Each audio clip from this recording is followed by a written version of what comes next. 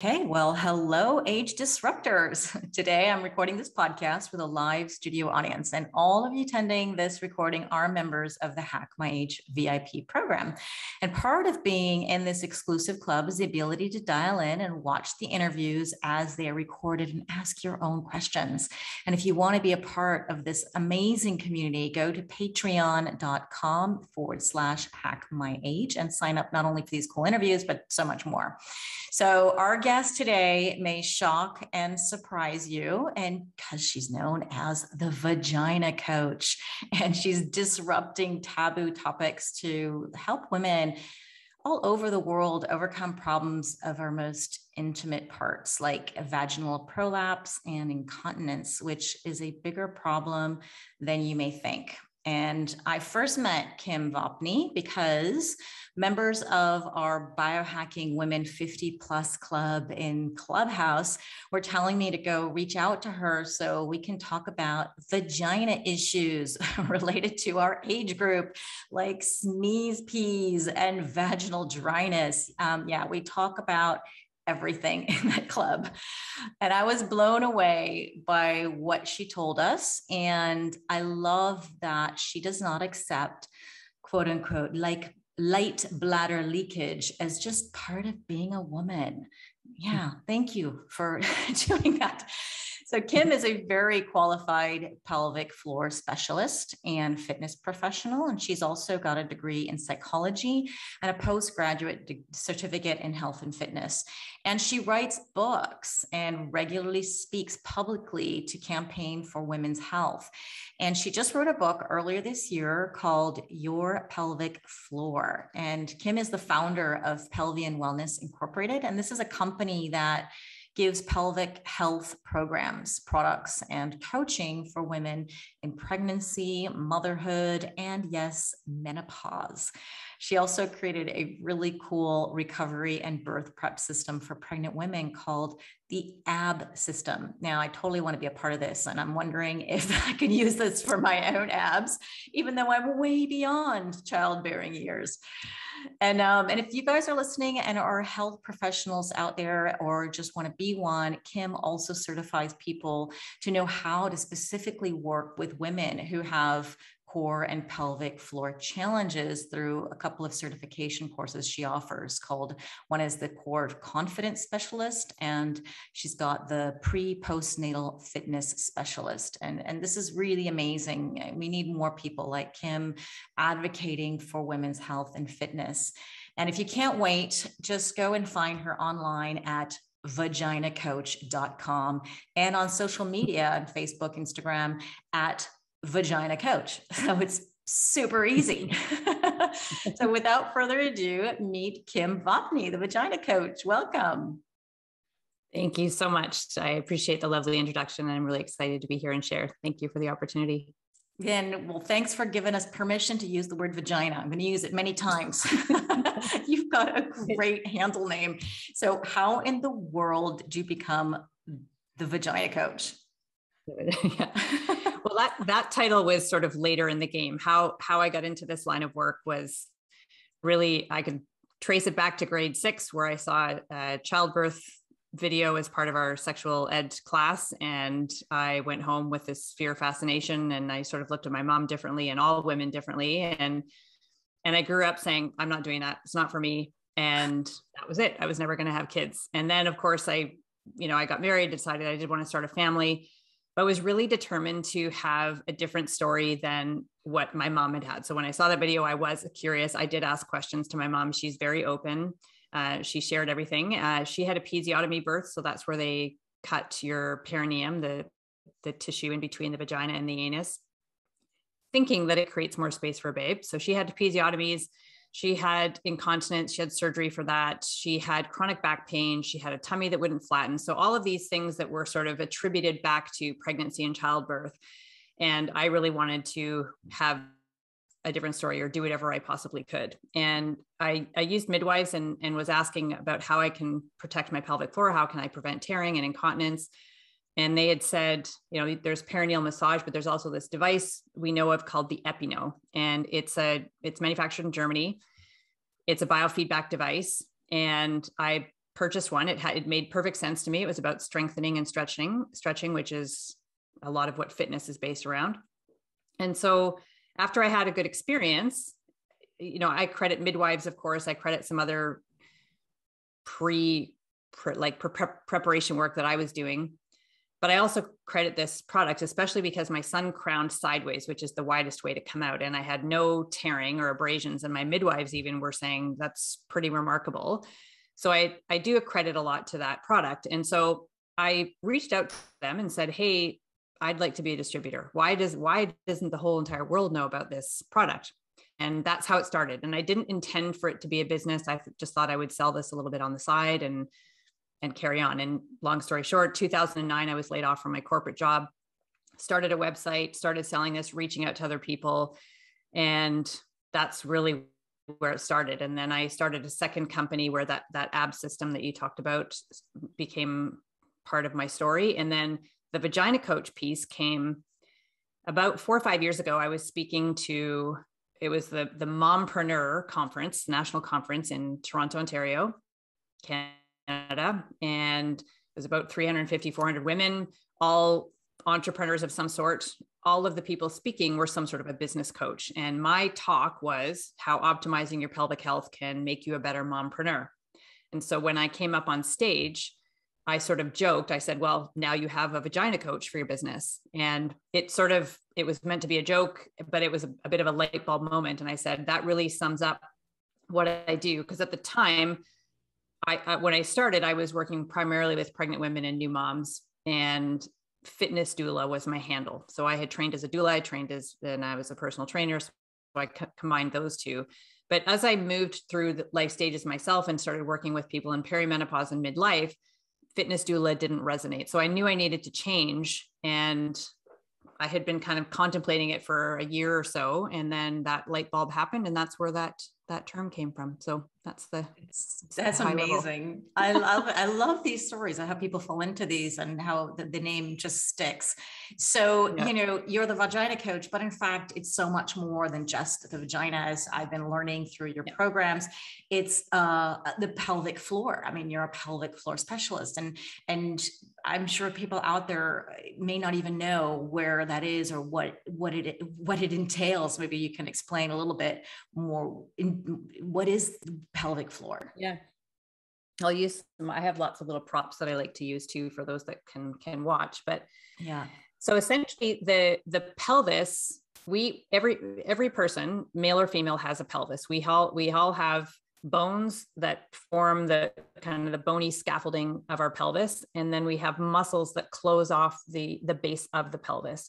And that's considered the pelvic floor. So in the female body, if you're watching, this is a person that you could imagine lying on their back. And we have at the front of our pelvis, we have a pubic joint. So people call it kind of a pubic bone, but it is actually just two joints there, or two bones, sorry, to make a joint. So there's a pubic joint.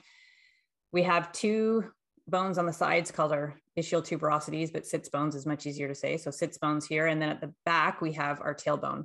And so the pubic joint, sits bones, tailbone make up the attachment points for the pelvic floor muscle. So it's sort of like a diamond shape. And the pelvic floor muscles, it's plural. It's not just one muscle. It is layers of multiple muscles. And the first two layers, so it's 3 layers of muscles. The first 2 layers are primarily responsible for closing openings. So you can think of our continence. It helps keep pee, poo, fart inside unless we want it to come out. And it also allows it to come out when we want it to. The third layer is primarily responsible for supporting our organs. So in the female anatomy, there's the bladder, the uterus, and the rectum. And the pelvic floor also plays a role in our sexual response. It also plays a role in our pelvic and spinal stability and core. So it's the foundation of our core. Everybody's heard the term core before. And it also acts in synergy with our diaphragm. So every time we take a breath, the pelvic floor is moving along with it. And it has sort of a sump pump action that helps with circulation and blood flow and, kind of moving lymph around our body as well. So really, really important jobs. And we are never told any information about this. We're never given any information about what the pelvic floor is, why it's important, and that as women and female anatomy people, we have menstrual cycles, we have hormone fluctuations, we can carry babies, we can birth babies, and all of those have a direct influence on the pelvic floor and can influence the function as well. So in my opinion, this should be covered. Like back in grade 6, when I was learning about sexual wellness and saw a childbirth video, wouldn't that be a great opportunity to talk about the importance of this group of muscles specifically for women? Tell both boys and girls, male, female, but that, and present it in a way, I would say, like, present it in a way that we have superpowers. Don't present it as like, well, you're going to menstruate, you're going to, it's awesome. Like all these things that we do. And that's why we have to pay extra attention to this group of muscles, because we need it to support us through all of the changes that we go through. It's so great you had this little model. And if you're listening now, you got to go watch the YouTube video, because you're right. Pelvic floor muscles, people may not even be able to visualize it. No one talks about it. And I've had my trainer talk about the pelvic floor, and I'm just goes over my head, like somewhere down there, or maybe Kegels or something. It's hard to even imagine, but that's why it's so important that we learn. And I'm so glad that you're doing this. And so now that we know it's very important and it's this muscle we need to train, and probably doesn't get enough training, it just seems to get a lot of wear and tear, I guess, or where it's very important and we're using it, but we're not actually training it. So what are some of the problems, with older women? Because I can imagine with childbirth and women going through pregnancy, there's a lot of issues, but what are you seeing for women over 50? What's happening to their pelvic floor muscles there, and what issues do they have? Yeah.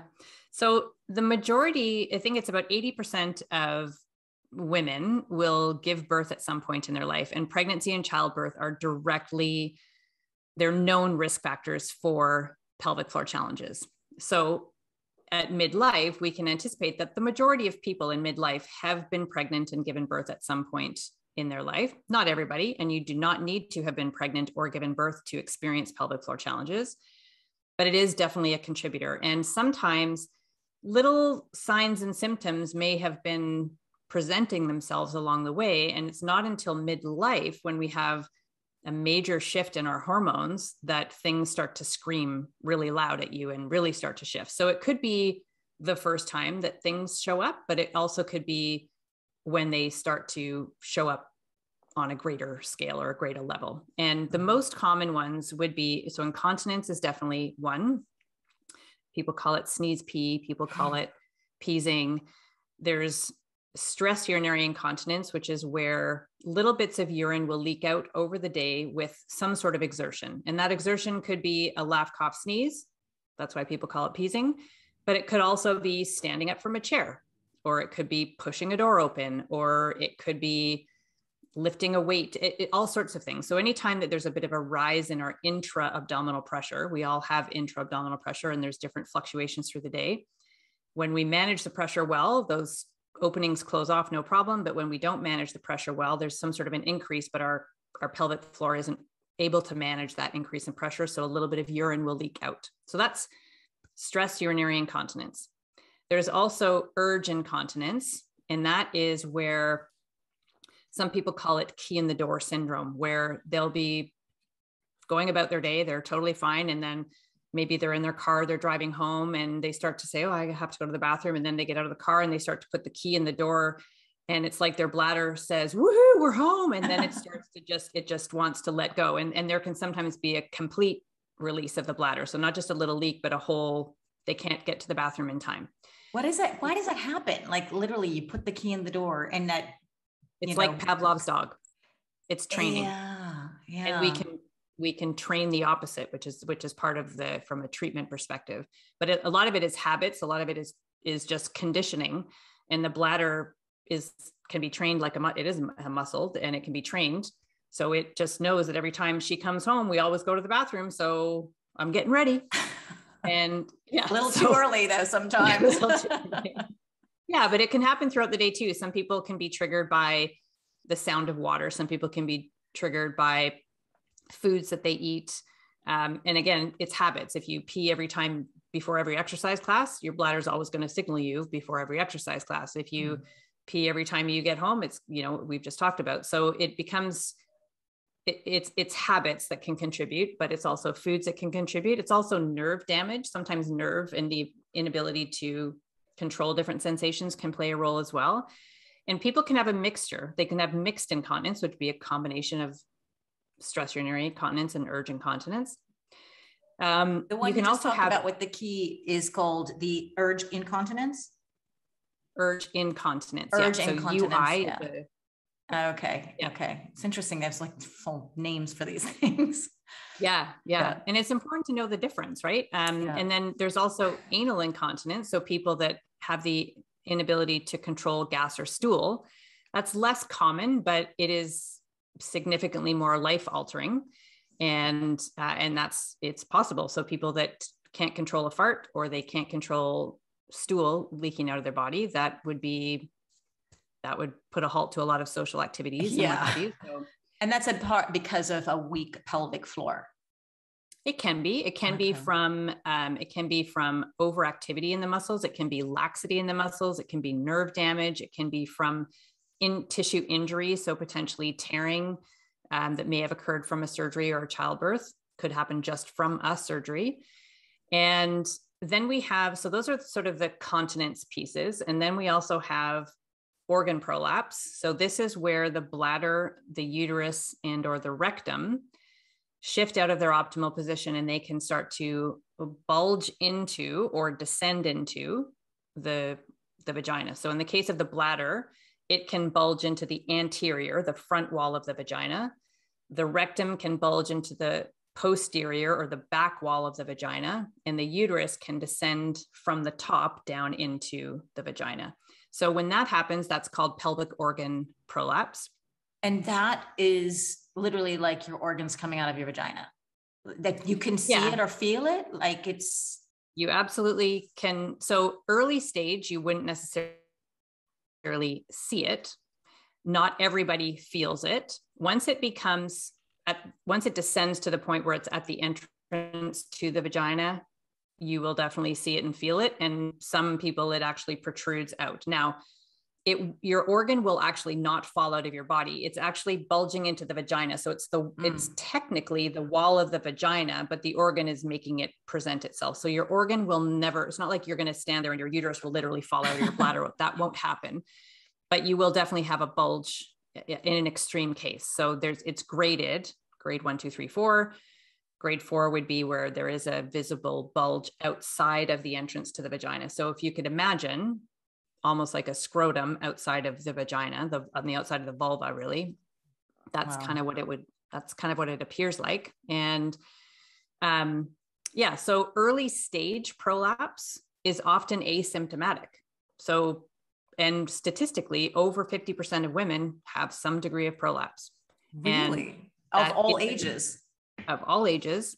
And that's people who've given birth, people who haven't given birth. So there's a statistic after birth of, I think it's like at 6 weeks postpartum, whether you've had a vaginal or cesarean birth, it's about just over 80% of women will have some degree of prolapse. That's huge. And some of them will resolve. And then again, sort of the ongoing statistic is 50%. So it's super, super common, more common actually statistically than incontinence, but not talked about at all. Never talked about. Yeah. And then so midlife, again, these things may have actually been around for a little while. And then at midlife, when we no longer have estrogen circulating, our pelvis, the walls of our vagina, it loves estrogen. It's very estrogen rich. And when we no longer produce estrogen, the walls of the vagina, a great analogy I heard from a pelvic floor physiotherapist was when we have estrogen circulating, the walls of the vagina, we have these things called rugae, which are like folds within the walls of the vagina. And you could imagine it's like a pleated skirt. So it has the capacity to expand and contract for sexual activity or for childbirth. And when we no longer have circulating estrogen, those rugae start to flatten, it starts to narrow, and now we have a pencil skirt.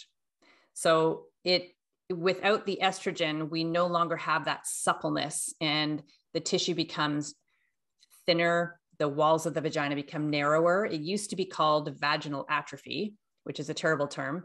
And now there's a new term called genitourinary syndrome of menopause, which you can shorten that to GSM, but that's kind of lumping all of the things together, which I don't necessarily agree with either. So it's semantics really, but at the end of the day, we no longer have estrogen. We have thinning tissue. We have dry, irritated tissue. So vaginal dryness is very, very common. Over 80% of women will experience vaginal dryness in menopause. And that's a symptom that will not improve with time.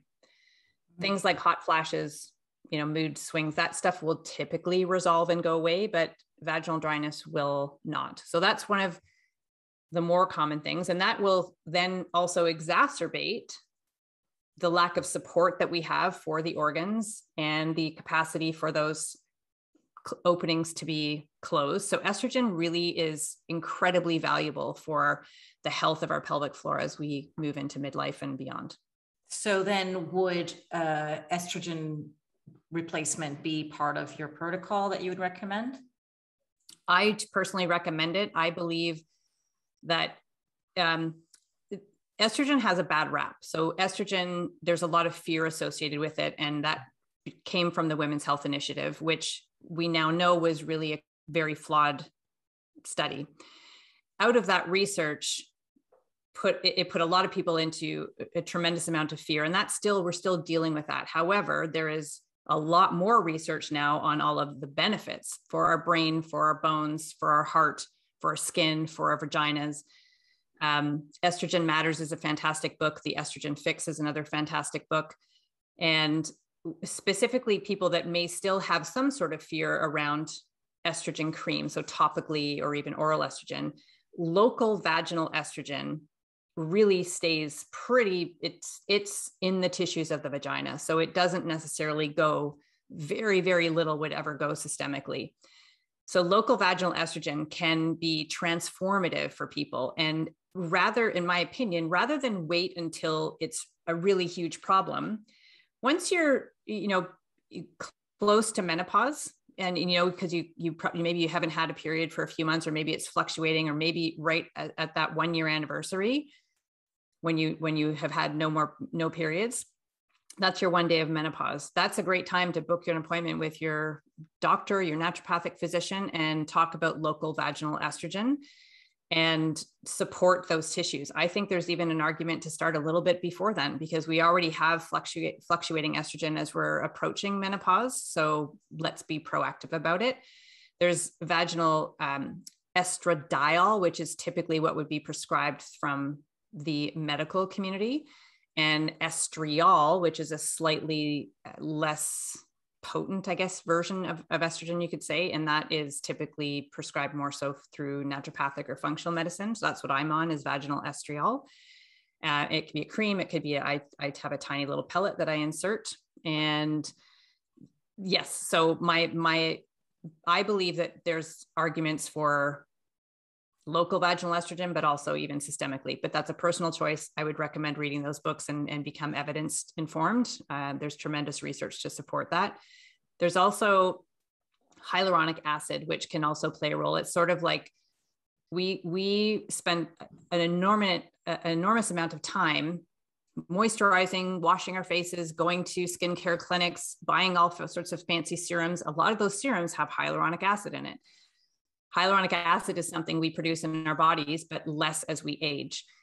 And again, why not start? There's no reason we shouldn't even start this in our 30s. Start moisturizing your vagina at night. You put in your hyaluronic acid. There's one that I like that is hyaluronic acid, vitamin E, very clean, no other garbage in it.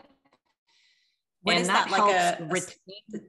Is that a something like a cream or something you put on, or what is it? This one is a gel. There are some companies that have little ovules that you can insert that are sort of like slow release. So there's different versions and different compared to Canada, the US, United, UK or Europe or what have you. But hyaluronic acid in and of itself is the key ingredient. And I like as little other fillers as possible, but vitamin E also can be very beneficial. So that's why I like this particular one.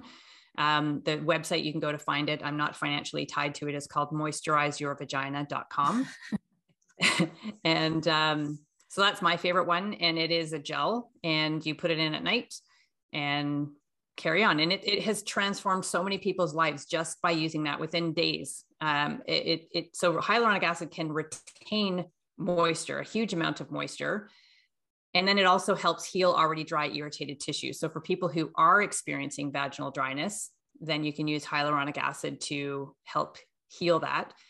And then also help replenish and retain more moisture going forward so that it's not an ongoing problem. Is there a difference between the gels and the creams and the one that you insert? Like I call it like a little bullet. Yeah, it's kind of like a little pellet or a bullet. Is there a difference in terms of efficacy? Not really.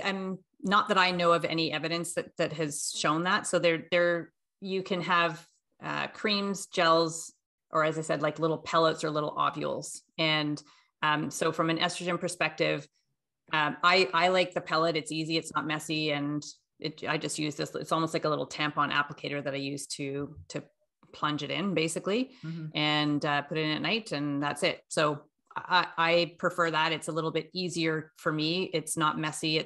You just plunge in the pellet and it's there and it does its work. The creams are a little more to get them into the actual applicator, or you can use your finger, but I find that it's hard to get it all exactly up inside where you want it to be. So I prefer the pellets myself, or the ovules compared to the creams and the gels. But I also use, so I use both local vaginal estrogen, and I also use it's called Bi-Est. It's an estrogen cream that's compounded from a compounding pharmacy. And I put that either on my arms or on my labia. So it's external, whereas the pellet goes right internal. Yeah. The pellet is the one that I use as well. And I was surprised the first time, doctor, I was like, do we really like shove this in and know what's going to happen? It felt very weird in the beginning. You get used to it, but it makes perfect sense. And then just this morning while I was there, I'll have to talk about the Buff Muff program where you were telling us how to do the pelvic exercises. Like, while I'm here, let me see if I'm doing these exercises, and you can feel the difference. So in fact, I have to tell you, a year ago, my doctor told me, oh, you have vaginal atrophy. And I was like, what's that? And then learned about it. Can we reverse it? Can we do something about it? So she recommended the ovules of the estrogen. And 1 year later, she did a scan and says, well, it's gone. You're fine. And I was like, you mean I reversed aging? Because it's not only, as I understand, vaginal dryness, but you're pretty much drying up on the inside, the whole body as well, with the lack of estrogen.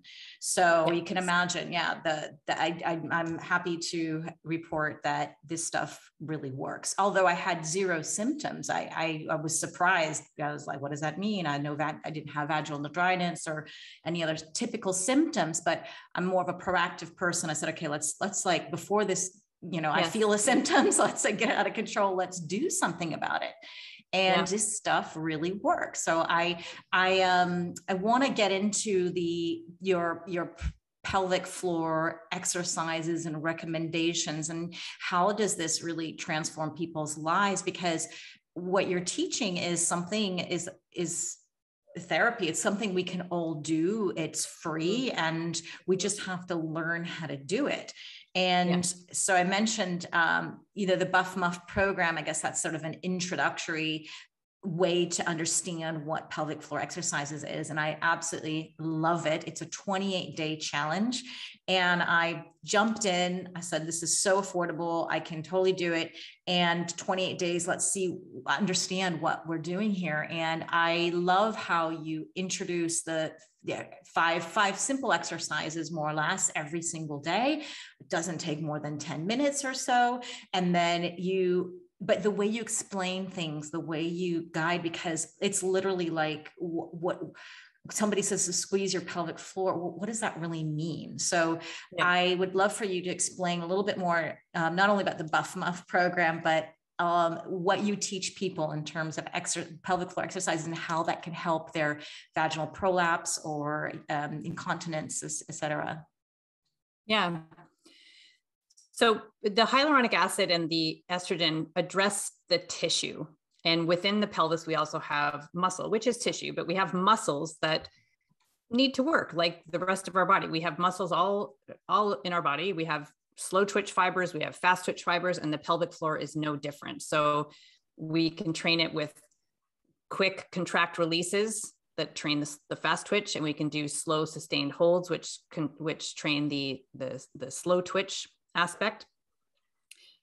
And those in and of it, like also when we know how to do pelvic floor exercise correctly and we're doing it consistently, that also helps with the dryness and the atrophy, because it helps with blood flow and circulation and activation. So the two really go hand in hand. And most people have heard of a Kegel or a Kegel, tomato, tomato. However, so it's very often prescribed, but very rarely has anybody truly been taught how to do them. We've maybe been given a pamphlet, or we've just been told, go home and make sure you do your Kegel exercises. And so there's this bit of an elusive exercise that people are like, well, I don't know, am I doing it correctly or not? And, you know, you went but were proactive and said, can you please check? But nobody really thinks about doing that. And sometimes when we're in a doctor's appointment, they have 7 to 10 minutes and we don't have a ton of time. In the doctor's defense, they've got to rule out all the severe things, and they don't necessarily spend the time. So the gold standard, in my opinion, to learn how to do Kegels is to see a pelvic floor physical therapist, physiotherapist if you're in Canada, or the UK, physical therapy if you're in the United States. Same profession, different name. They are physios with additional training in the pelvic floor. They can evaluate and treat beyond the entrance to the vagina, and they can assess your capacity to contract and sort of draw up and in and then let go. So a pelvic floor contraction is, when you think back to what I was talking about with the 3 layers of muscles, we need openings closed. So the first part of a Kegel is kind of a closure, a squeeze action. And then there's the 3rd layer that is responsible for organ support. And we need sort of a lift action to happen. And then we need to make sure we let that go. And in today's day and age, with all of the sitting that we do, with the high stress that we have, there's actually people who have more tension. They have a harder time relaxing.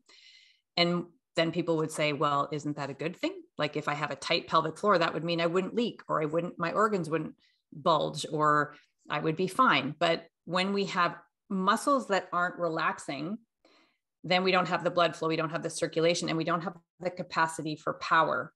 So just like if my arm, anybody who's listening, you know, your arm is extended out in front of you or down to the side.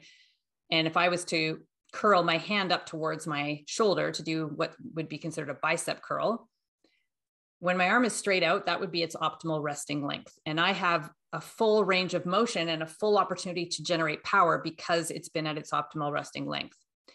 If I then walked around with my arm bent, and so my elbow is bent and my hand is now halfway to my shoulder, and maybe even I'm carrying a bag of groceries on there. If I was to walk around like that, my arm is going to get very sore, and it's going to ache, and it's going to get tired. And if I then needed to lift more or move my hand closer to my shoulder, it would be like, I can get there, but it hurts and it's hard and I'm tired. And so that same thing happens in our pelvic floor. If we have overactivity in the pelvic floor and the muscles are kind of held in a chronically tense state or active state, when I cough knees, when I do some sort of an exercise, my muscles are like, oh, I almost could close that opening, but I've just been stuck here and tired and I don't have as much room for power left. So sometimes we need to relax and release tension before we actually go to the activation piece. And my philosophy with regards to pelvic floor fitness is that it's really a whole body approach. So Kegels are a form of pelvic floor exercise, and they're a good place to start to help people connect with what the pelvic floor, the motion of it, the sensation of what that feels like to contract, lift, and let go.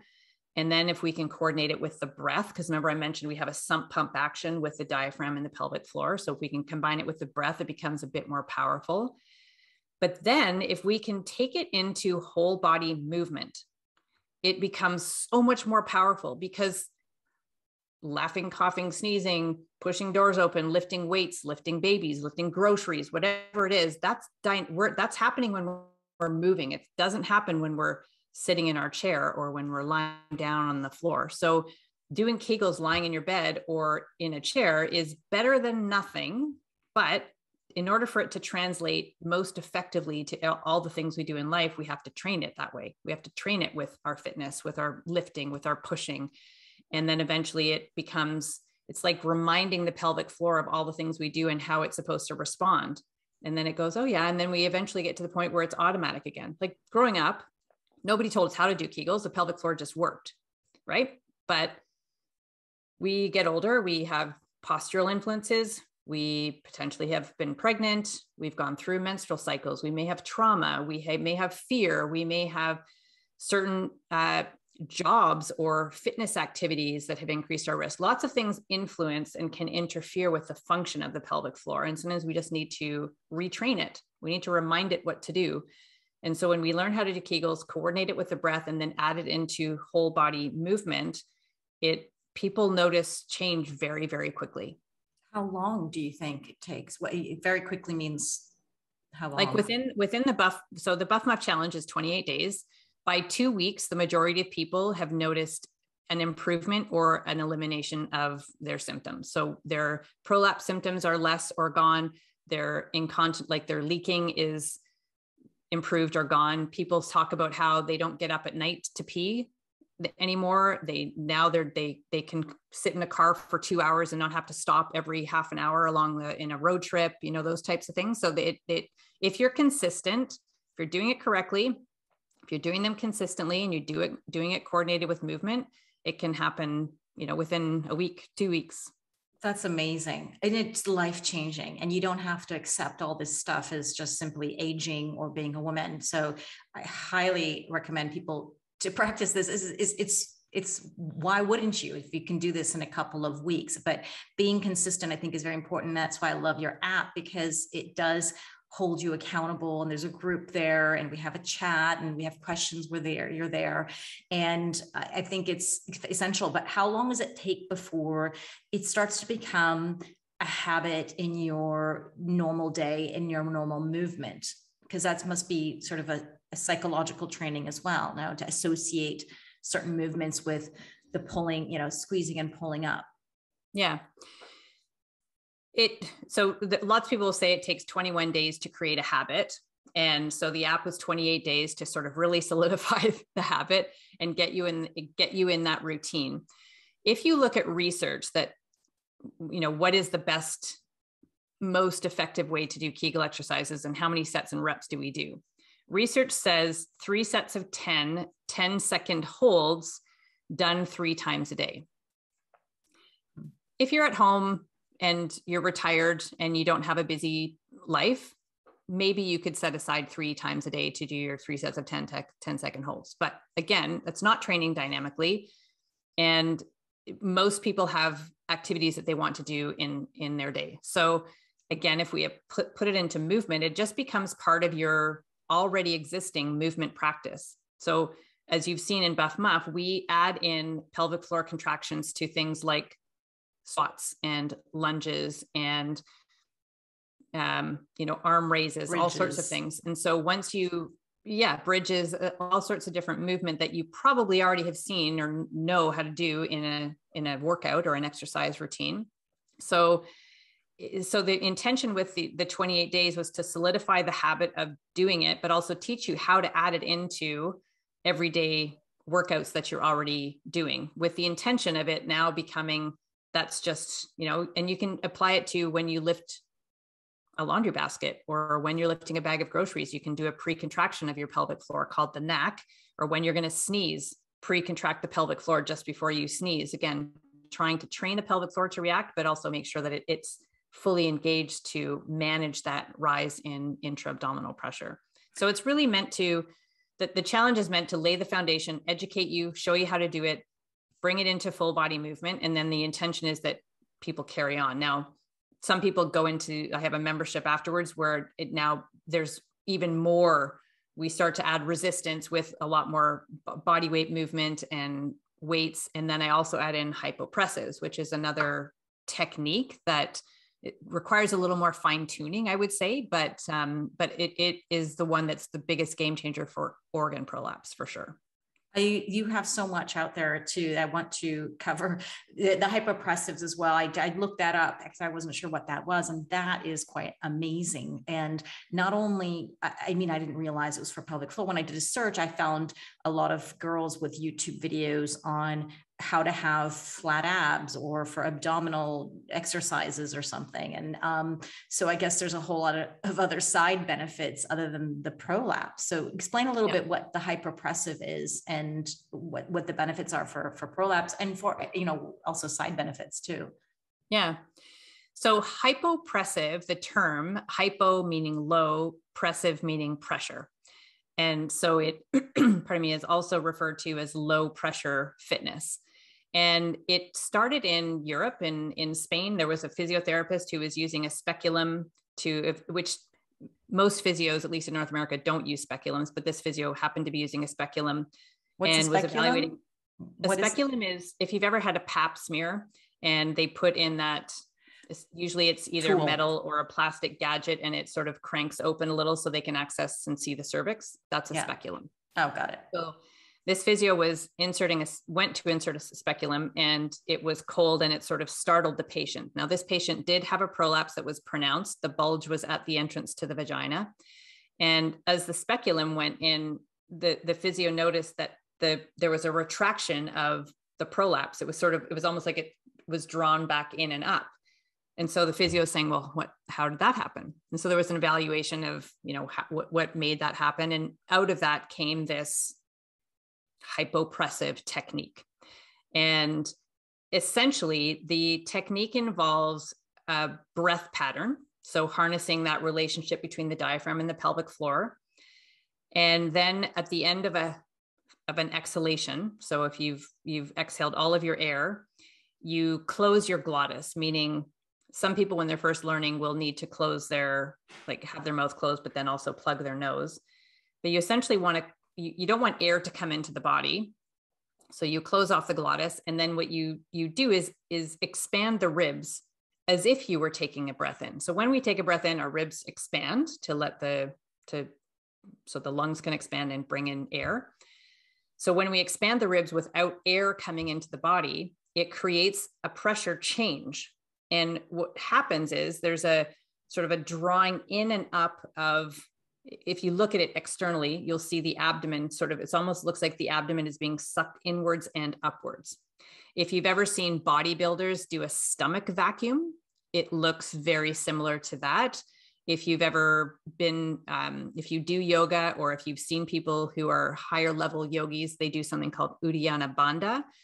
It looks very similar to that. The difference with hypopressives compared to the stomach vacuum and Uddiyana Bandha is those have a voluntary component to it, where there is some activation of the abdominal wall in conjunction with expanding the ribs. Whereas in hypopressives, we just expand the ribs and allow an involuntary response to have that drawing up action. And why it's so effective for prolapse is, for the bladder in particular, there's a ligament that attaches from the bladder up to the belly button, to the umbilicus. And it's called the arachis ligament. And when we do an apnea, the breath hold part where we expand the ribs and there's that drawing up of the abdominal wall, the belly button sort of elevates, almost draws in and up, and that therefore influences that ligament and pulls on that, so it can pull the bladder upwards as well, if that makes sense. And so it's most effective for bladder prolapse. Next in line would be uterine. I'm not going to say it doesn't have any effect for a rectocele. So that's what I had, where the rectum bulges into the vagina. It doesn't have quite as much of a pronounced effect there, but there are additional benefits to doing it if that happened to be the type of prolapse you have. So until hypopressives came on the scene, somebody with prolapse was basically told, well, let's just try to prevent it from getting worse. There was really no hope of improving it, and in some cases, even completely reversing it. So if you catch it in time, especially bladder and uterine, if you catch it within stage 1 to stage 2, I know myself included, I reversed a stage 2 uterine prolapse. I know many people who have reversed completely stage 2 bladder and uterine prolapse. Stage 3, many people will, I have not had any clients that have completely reversed to stage 3, but they've got to a stage 1 or stage 1.5. So remarkable improvement. So until hyper-pressive came on the scene, it was sort of like, well, your hope was kind of, you didn't really have much hope of doing anything to improve it. Whereas hyper-pressive completely changed that. And it has changed people's lives. It has taken people out of despair of this diagnosis to back lifting heavy, back running, back doing all the things that they wanted to do. It also helps with incontinence as well. It also helps with, it's a core exercise. It is an incredible deep core activation. So people with diastasis recti, so that's where if these are your 2 six-pack muscles in our abdominal wall, in pregnancy especially, but for other reasons it can happen as well. The rectus can move away from the midline and create a bit of a gap with some loose connective tissue. Hyper-pressives can help with that. It helps with posture. It helps with pelvic pain. So it can really down-regulate overactivity, which is very common in people with pain. And I think I mentioned posture already, but even breathing. So because it's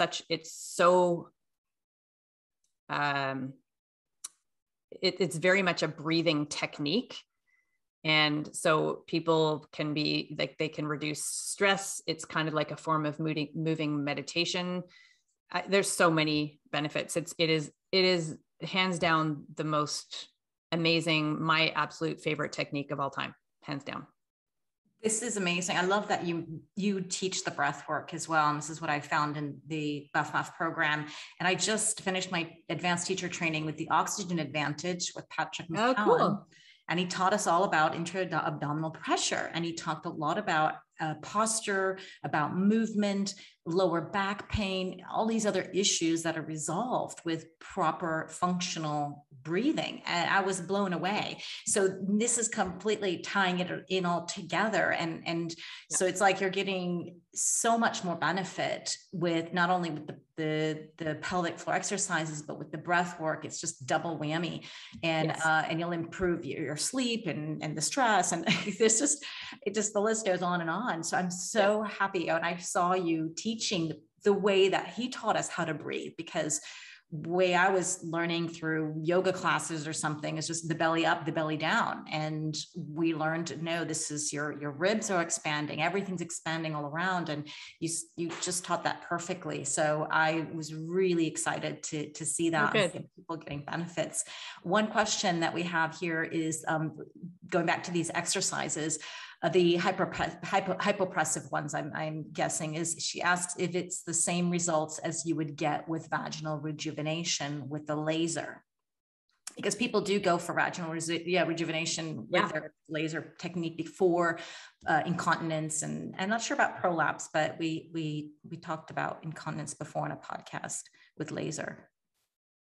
Yeah, so there are all sorts of vaginal rejuvenation techniques. There's laser, there's radio frequency, there's light therapies, there's heat, all of them with different benefits. Like say, for instance, a very popular one is the Mona Lisa touch. And that is very effective for vaginal atrophy or dryness, sort of that narrowing, and also incontinence.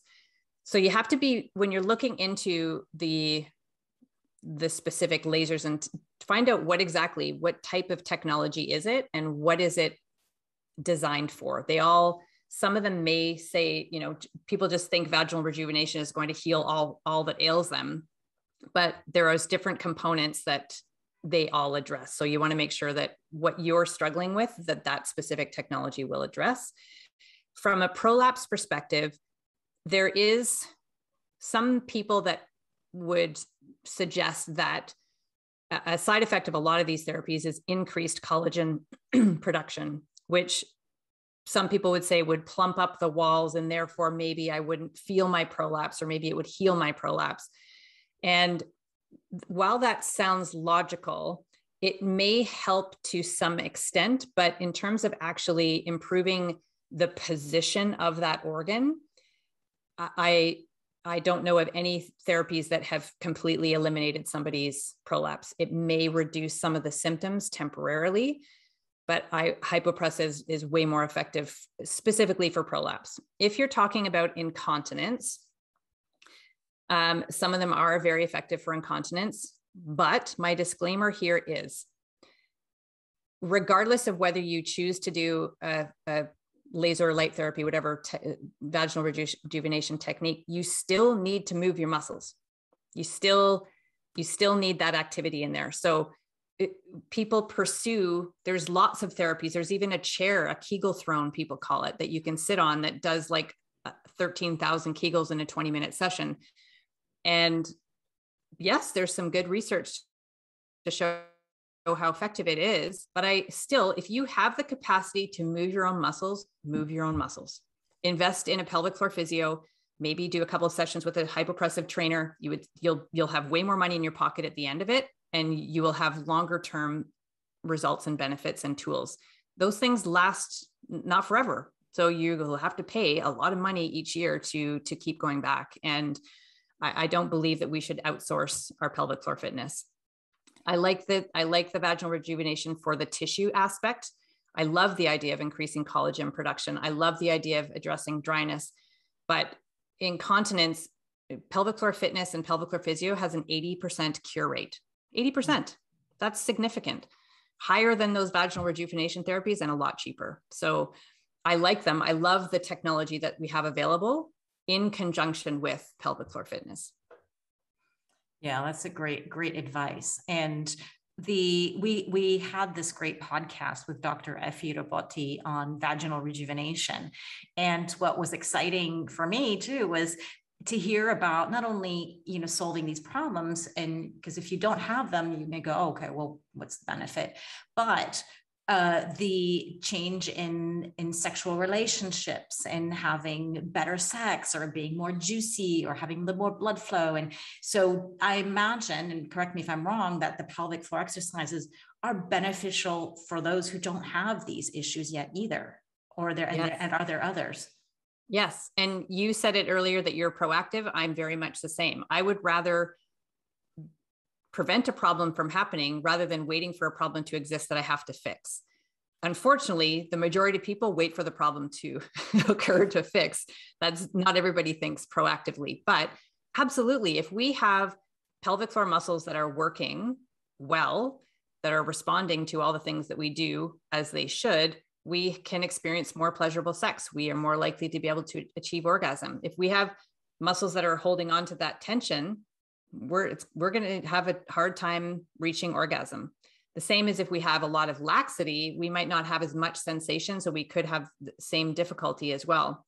The O shot is another new technology that is, well, it's not even that new really, but when it first came out, I remember thinking, I didn't love the marketing behind it, but I love the technology. So it's meant to improve sexual health and improve orgasm, but what they're doing is using PRP, so platelet-rich plasma, which also is used in many different facial and other therapies. And a lot of surgeons are now using PRP as part of their surgical recovery protocol because it's helping, again, stimulate that production of collagen and healing. So I look at things like pelvic floor injuries, birth injuries even, and then as we get to menopause and when there's more laxity, those types of things, again, in conjunction with pelvic floor therapy and fitness, I think is so powerful. There's so much opportunity for improvement and because sex is a pelvic floor exercise. It's beneficial for the pelvic floor to have sex. It doesn't have to be with a partner. We can have sex by ourselves. Doesn't have to be penetrative, but it can. And there is benefit to having something penetrate. So even like one of my favorite devices is called the V-Fit or the V-Sculpt, if it's named in Canada.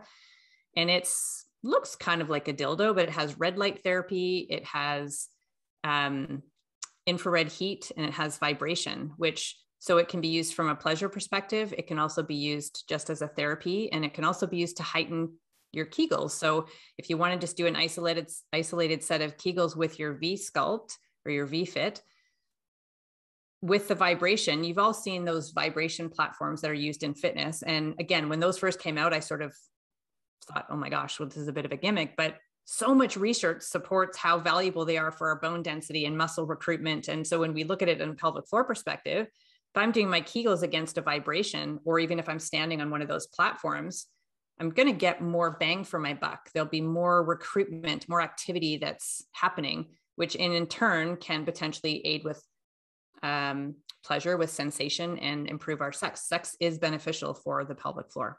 It's beneficial for longevity. As a gerontologist, we study sex. So many things. and older adults are having sex, and we should. And the ones who are having regular sex and healthy sexual relationships are living longer. So this is something we want to improve if it's not optimized already. And so I'm all for it. And that's what I'm excited too, is not only for prevention, but hey, you know, let's keep the sex going and continue to be juicy. So I wanted to also mention, you know, the breath work that you do. So this is great for so many other things, but as well to what my goal is with what I'm learning through the Buff Muff program is, okay, how can I incorporate this in my daily life? And I train, I go to the gym or I train at home. And so I'm trying to really be conscious of, just like you were teaching us, these are exercises I'm doing anyway. So why can't I do it with the pelvic floor exercises? Because I'm not going to take 10 minutes, you know, every single day, 3 times a day. I want to incorporate in my life. And I think this is, I've got hip impingement, I've got a knee issues, and, you know, I'm athletic and I always have something. So I truly believe that what you're teaching is going to be so beneficial for people like me who, you know, as you age, it's very common to have joint issues, and we can solve them. And as long as we continue to live our lives and move, have functional movement. And I think in the beginning, it's a little work. Okay. You have to think about it, but over time it becomes a habit, and it's unconscious, and you just continue with it. So I'm really excited to be learning from you. And I thought the exercise, it was interesting how you teach on the out breath. On the out breath to relax. And then on the inhale, that's when you want to squeeze and pull up, and you explain it with the blueberry thing. Nope, opposite to that. Is it the opposite? Okay, wait. Yeah. We're inhaling. So inhale is where you relax. Relax, yeah. And then exhales. And most people... That's what we want to do it opposite. Part. Yeah. Most people are used to thinking about inhaling and sucking and drawing up. And that's where they think they need to activate their pelvic floor. But physiologically, the diaphragm and the pelvic floor are kind of like BFFs. They move in synergy. And so when we take a breath in, the diaphragm lowers and flattens out. And that's where we talk about that lateral costal. So the ribs, we need the ribs to expand so that the lungs can inflate, and the diaphragm has its most opportunity to flatten out.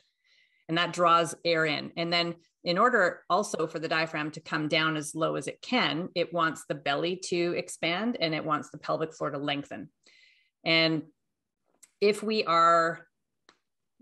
women in particular are very good at holding their abs in, like keeping them contracted all day long, that can interfere with our breath. If we sit, a lot of people who leak or maybe who have prolapse will often be guarded, and they'll always, because you have that feeling of something's going to fall out, you're always tensing. So that will also interfere with the breath, like the diaphragm being able to come down. So we need to release. And so the inhales are all about letting things relax and expand to get as much air into the body as possible. And then the exhales are where the activation happens. So that's where the diaphragm is lifting back up, the pelvic floor is contracting, and the abdomen is drawing inwards towards the spine. And all of that is meant to expel the stale air. So inhales are inviting all this air, beautiful fresh air, to come into the body. Exhales are moving the stale air out of the body. Now, in things like a lot of time in yoga, or a lot of times people will say, like your exhales are where you just like, you let go and you relax, and you're sort of, you're exhaling and letting stress go, which yes, that's true. But physiologically, what is still happening is the pelvic floor is helping get that air out by activating, as is the abdomen. So it's totally reverse to what a lot of people do. And that's the biggest struggle at the beginning, is trying to repattern this. Okay, so I'm supposed to inhale and release and relax. And again, if people have been stuck in that kind of guarded position, it's hard for them to let go. Yeah. So yeah, inhale exhales are all about like creating space, relaxing, lengthening the pelvic floor. I always use the cues, either blossom your vulva or imagine your sit bones gliding apart, or that diamond shape, those 4 points expanding away from one another. And then the exhales are where we activate and pick up. One of the cues is pick up blueberries with your vagina, or sip a smoothie through a milk straw with your vagina. Yeah, that you've caught me exactly. So I struggle. I'm still struggling when I try to explain it. And I do catch myself in the exercises. I'm like, wait a second. Okay. Am I doing it right? And yeah, I still need to consciously think about it, because the automatic response is to do the opposite. Yes. And so that's probably what a lot of people are doing. If you're listening to this, just go to the Buff Muff challenge and get it right, because you don't want to be doing the opposite thing and getting it wrong. So I really want to stress to people, I'm so happy with this program. It's so affordable. Good. And if you guys want to get that, it's at vaginacoach.com/Buff Muff. It's like having a Buff Muff, right? And you can use a discount code of 50% off. I can't believe it. That's the best code I have ever gotten from anyone, just by using Zora50. Before we go, I still have a couple of questions left. And I want to ask, if people want to have a pelvic floor specialist, where do they go? How do they find one? And do you work virtually? I do work virtually. If you have an opportunity to see somebody in person who can do an internal evaluation and treatment, I highly recommend it. So, and I have a video on my YouTube channel that explores and sort of explains what happens in a pelvic floor physiotherapy assessment. They're typically about an hour long for the first time. There's a health history taken. There's a whole body approach. The internal portion doesn't always happen in the first session. And when it does happen, it doesn't take a whole hour. It's maybe 10 minutes, 15 minutes, depending on if somebody needs some treatment component to it. But it's gloved fingers. The therapist will evaluate the external genitalia. They will then evaluate internally with 1 or 2 fingers, depending on the person. The internal will only happen with your consent. If there's any pain or discomfort, that it stops. So you're fully part of the entire process. Most people walk away and say, I can't believe I lived 45, 55, however many years in this body, and I didn't know this about, I've had sex, I've given birth, I've done all these things, and I didn't know this about my body. And so it's really transformative in terms of body education. And so they can assess the capacity of the muscles to come together. So that closure, they can assess if there's a gentle drawing up that happens, and then can that let go. So they assess the Kegel portion. They will assess the position of the organs. A really great therapist will also assess you in standing, because the presentation of that, or the organ position, will be different standing up against gravity than it will lying down on a bed. And as I mentioned, it's a whole body approach. So they also look at, potentially, is it your posture? Is it your breath strategy? Is there tightness in your glutes or your hips or your hamstrings, or, all sorts of things that could potentially influence the pelvic floor. In terms of how you find somebody to work with, the easiest place to start is go to Google and put in pelvic floor physio or pelvic floor physical therapy and your city, town, wherever you are in the world. They're not everywhere, but maybe if you're in a more remote area, pick the closest, largest city and start there. You can also go to the physiotherapy organizations. So in Canada, it's the Canadian Physiotherapy Association. In the US, it's the American Physical Therapy Association. And each of those have a women's health section where you can search. Again, it's not an exhaustive list there. In Canada, there's also another resource called pelvichealthsolutions.ca. And there's also one in the States called pelvicguru.com. And that one is where I direct most people to, because it's global. And there are pelvic health physical therapists, there are fitness professionals, there are doctors and medical professionals as well, who all specialize in pelvic health. So that's maybe even a good place to start if you want to see if there's somebody.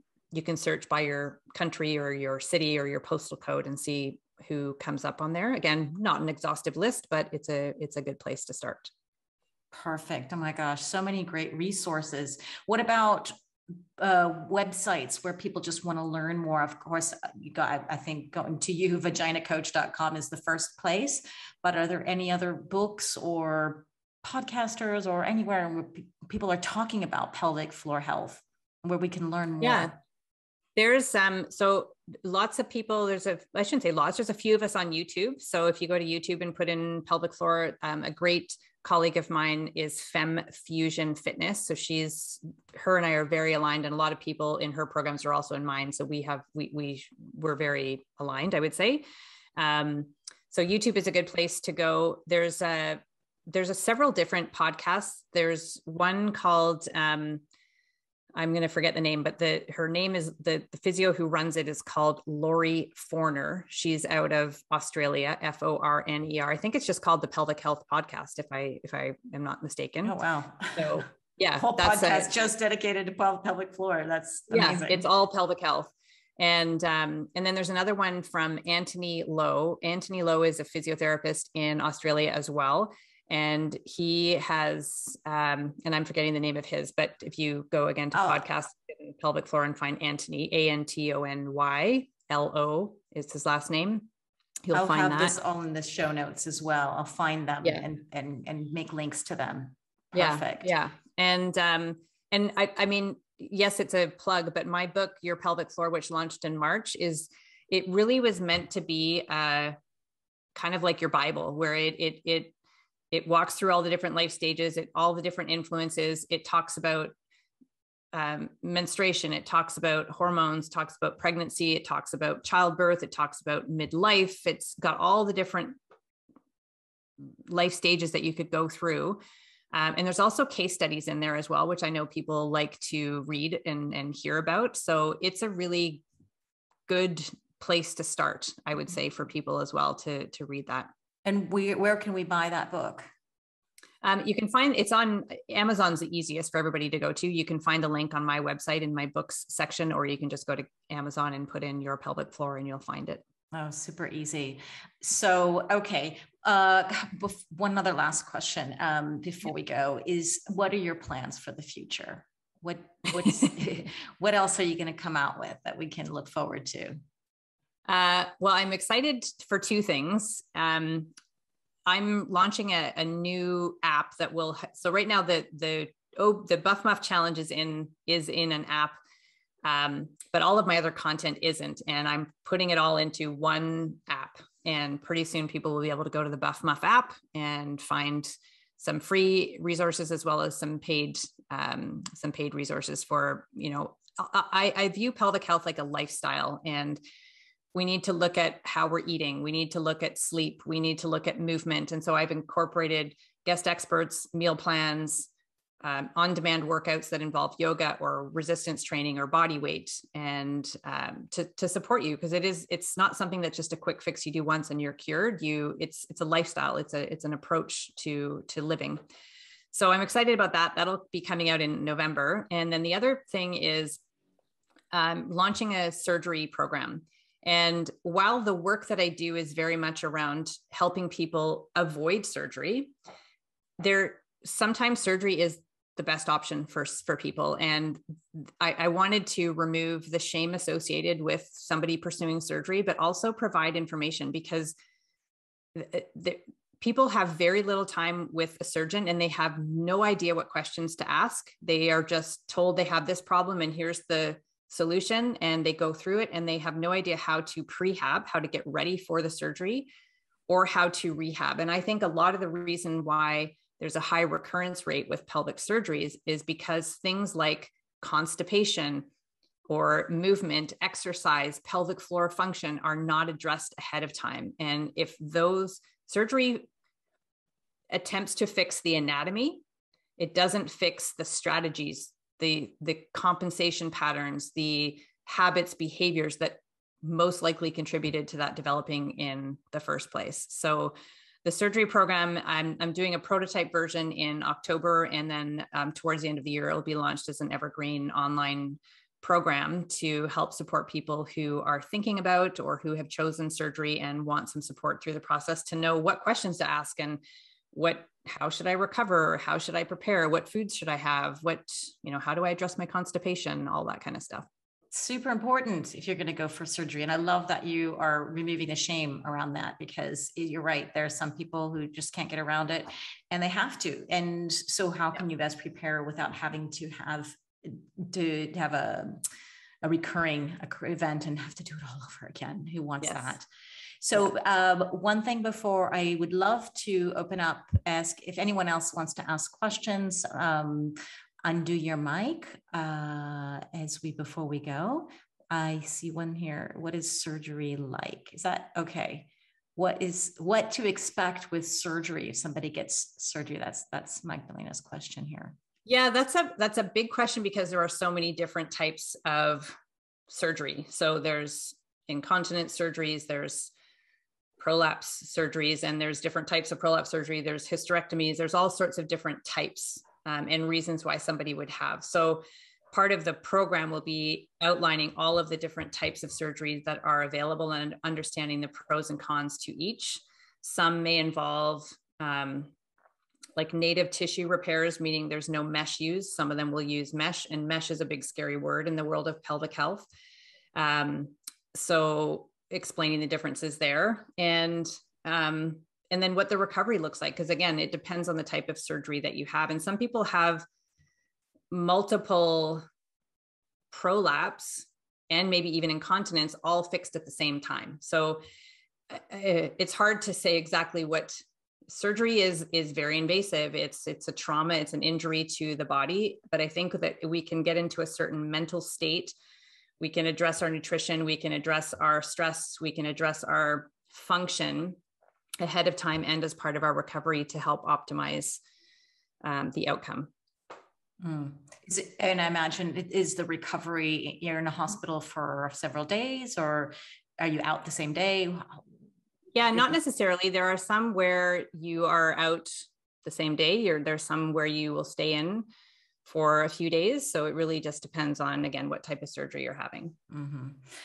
One last question I also missed here in the chat is when we were talking about estradiol gels and sprays compared to the vaginal ones, like the pellets, she meant that she was asking about the gel that you would put on your arm, on your skin, in your arm, as opposed to a gel that you put in the vagina. Yeah, so that's the systemic estrogen. So for the benefit specifically in the walls of the vagina, you really want local vaginal estrogen. Mm-hmm. Any other questions? Yeah, she'll undo her mic. Let's see. I would just like to ask for the end, what can we expect from these surgeries? Is it helpful? What is the result? What can we expect? 80%, 100%? Because I have a friend, she did this surgery. She was quite young. I think she was 45 years old. And she said that it would be better not to do it because it was not helpful at all, but very, very painful. So I have no experience, but I guess that you know a lot about it. So is it, is it good to decide for surgery or not at all? Again, it can be a really good option for some people. So there can be tissue disruption that is beyond repair. So you could do as much laser as you want, as much O-shot, as much therapy, and it won't change that. And so surgery may be a good option at that point. In terms of efficacy rates, so there's not a ton of research to show that they're always super effective. And that's the part that holds people back. So there's a recurrence rate of 30%. And that usually happens within the first 2 years after the surgery. But again, I think a big reason why that number is so high is because constipation hasn't been addressed. Like all the research I've been doing for my surgery program and speaking with people who've had it, so many people will say, I had chronic constipation, and then they have their surgery and they haven't addressed the constipation. And so that greatly increases your risk of, even especially in that initial phase where you're dealing with the healing and the remodeling of the tissue. So no, there's nothing that says it's 100% effective. There's not even anything to say that it's 80% effective. There's lots of people that have great results, great success, it can last a long time. Most surgeons will say, and research shows that many pelvic surgeries, especially prolapse surgeries, have a life window of around average of 5 years.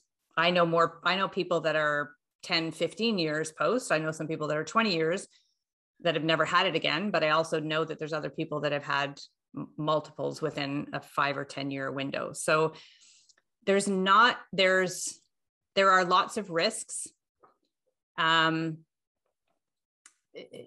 it's a big decision to have surgery, but I think, my opinion, if you have addressed digestion and gut health and constipation, if you have worked with a pelvic floor physio, are you doing pelvic floor exercise, or if you're incorporating hyper-pressives, if all of those have been done, and pessaries, we didn't talk about pessaries. Those are like orthotics for your vagina. So orthotics we put in to support our feet. We can have orthotics in our vaginas to support the walls and to support the organs. So if we've addressed all the conservative measures and nothing has helped, then surgery may be an option. Some people at that point just decide to live with it because they could just be changing one set of symptoms for another. So sometimes people have pain afterwards, or sometimes they have incontinence that they didn't have now that they fix this problem. And so some people just say, I'm just going to live with this. Other people aren't prepared to live with it. They want to take that risk. I'm going to go and do it. And I think that if they have done all of the prehab and they have everything in place, I think their outcome would be much more likely to be positive and have a longer term, like a long longevity of it. And also that they still do all the things they did for prehab as part of their rehab and their ongoing day-to-day life. I do hyper-pressives every day. I do pelvic floor activated movement every day. I see a pelvic floor physio once or twice a year. I avoid constipation. Like I do all the things because I want to preserve my pelvic health. And I know I've experienced prolapse. I've experienced a pelvic surgery. I had incontinence before I knew all this. After the birth of my second child, I was in a fitness class and I'd experienced incontinence, and I had started selling products and talking about pelvic floor fitness, but I hadn't really accepted or appreciated the need to retrain after pregnancy, and that Kegels weren't enough for me. So I've experienced a lot of the things, and all I can say is, it takes work. It definitely takes work, and it is a whole life type thing. But from a surgery perspective, it's a huge, huge decision. But if you find the right surgeon, if you do all the work beforehand, I do think that it can really be a great option. But I always want people to have pursued all of the conservative methods first. Thank you. And you, I mean, regarding this, what you told that you had some problems, how do you feel now? Now everything's okay, so 100%? I wouldn't say I have the same vagina I did before giving birth. So for me, even though I didn't have any external tearing with the birth of my first, and really at the time, I had never heard of the term prolapse before. I had never heard of a term called levator ani avulsion, which I had. So 30% of people I think it's 30 or 33% of people that give birth vaginally have a birth injury called levator ani avulsion. Levator ani is one of the groups of pelvic floor muscles that levator ani means lift the anus. And the attachment point for anybody who's watching in video, right at the front of the pelvis on our pubic joint, off to the side, there's an attachment point, like the muscles are attaching there just off to the left or right of the pubic joint. And in an avulsion, part or all of that muscle tears away from the bone. So I have a partial avulsion on my left side, and that greatly increases your risk of prolapse, and it can't be repaired.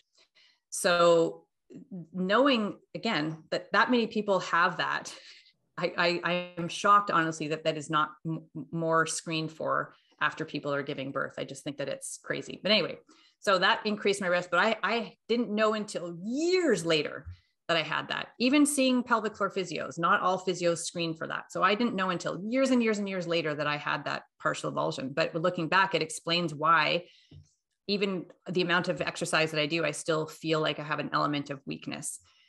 So where I'm at now, the levator ani avulsion cannot be repaired. I had a uterine prolapse that I reversed on my own. And I also had what's called a rectocele. So that's where the rectum bulges in the posterior wall of the vagina. I lived with that for 9 years. And as I'm approaching menopause, my symptoms were really interfering with my quality of life. I had tried all conservative options and considered surgery for about 4 years and finally made the decision to do it. I did that in December of 2020. And so I'm at like, I don't know, what am I, 10 months ish now, I guess, or 9 months or so right now. And I feel, I'm very happy I did it. I eliminated the symptoms that were bothersome. People with a rectocele have a very difficult time, especially with bowel movements and especially with the ones that happen later in the day, if you happen to have more than one in a day. And I really struggled with that. And if you don't have a successful one, it is very, very uncomfortable. And you don't want to do anything. You don't want to move. You don't want to have sex. You don't want to be social. You just want to curl up in a ball and not do anything. So that has gone. I still have the sensation of weakness that I had before. I would say I feel a little bit stronger than I did before because my muscles can work a little better because they're not managing that organ displacement. So it's not perfect. I would say, I feel like probably 90% of perfect, I would say. Which is pretty good. I mean, I'm very happy with that. I lift weights. I played volleyball. I don't do a lot of high impact activity. I don't do super, super heavy lifting. I never have. That's not been my thing. But I do resistance training. I lift heavier than what a lot of women do, but I'm not like a CrossFit or a super Olympic lifter or anything like that.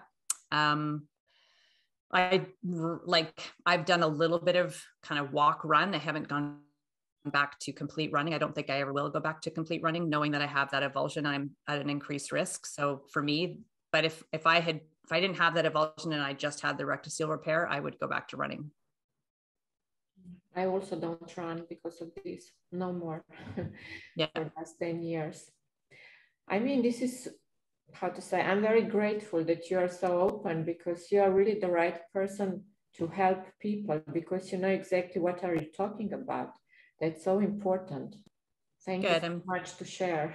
No, I'm glad thank you very much. I appreciate it. And yeah, I mean, sometimes I think, oh my God, I can't believe I'm saying this on social media, but, but I value people that share their stories openly, and I value honesty and transparency. And that's, yes, this is a topic really. Nobody would like to talk about, but we should, because we all have the same problems, but this is like hidden somewhere, we are all okay, but it's coming with aging after giving a birth and so on. And it's normal thing, I think, for nearly every woman. Yeah. It's very, very common. And, my goal really is to help people. And so if I can help by sharing my story and being open about it, then I will. Yeah, I heard today some things I have never heard before, I also didn't know before what is pelvic floor. I mean, this was, this is something nobody talking about, like I said before. And I'm really grateful that I'm today here and listening to you, your experience, your story, and so on. Thank you. I'm glad you came. Thank you so much.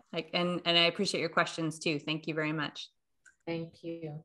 So this is great that we're opening this box, and this is the goal that I wanted to have, is to talk about these things that people may feel it's taboo, and you're really disrupting that, and you're just pioneering this, and I am so happy. And the experience that you have as well, the knowledge, you're very, very, very well certified in all of this. So I know that you're helping so many people, and I just hope we can keep spreading the word and people become aware of it. And that's sort of my job as well, is to, not bring shame, remove that, and let's get talking about our vaginas. Yeah, exactly. So yeah. Thank you very much for the podcast that you have. I've learned a lot from your other guests, and I really appreciate the opportunity to share and help spread the information. Wonderful. Oh, thank you. So if anybody wants to reach out to you, I've given the vaginacoach.com. You're also on Instagram and Facebook. Simple is Vagina Coach for Instagram, Facebook, Vag Coach. And I'm assuming because they blocked you from that word? Yes. It took me years to even get to the point of being allowed to use Vag Coach, which anyway, it's a long story, but hopefully one day it will actually have vagina, but for right now it's Vag Coach. And so we got to teach Facebook something, because if we can't just use the proper terminology, then what do we do? Right. Exactly. So please reach out. The best way for someone to reach you, is there a better way? What would you recommend? If social media, you can direct message me. If you want, you can email me, kim@vaginacoach.com. Excellent. Thank you so much for your time. I hope to have you on again to talk about something more specific as well that women are experiencing. If you're listening now and we haven't covered something that you want to talk about with Kim, please message us either way on social media or our website. So thank you so much. Thank you everyone who's listening, and I'll see you next time.